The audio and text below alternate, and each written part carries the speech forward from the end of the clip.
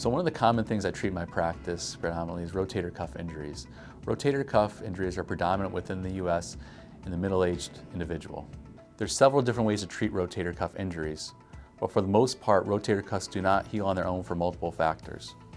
Currently, we use the REGENETIN patch as a possible treatment for rotator cuffs. The REGENETIN patch is placed over the rotator cuff tendon within the shoulder through a minimally invasive technique where the patch adds tissue to the rotator cuff, relieving stress, allowing for blood vessel ingrowth.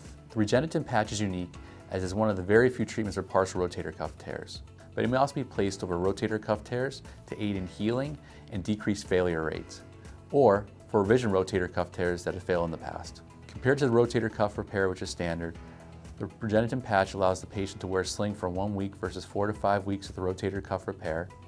It allows the patient to have full range of motion in 5 weeks versus 12 weeks with your standard repair, and allows the patient to return to near full recovery in 12 weeks versus somewhere in the upper 6 months with the standard rotator cuff repair.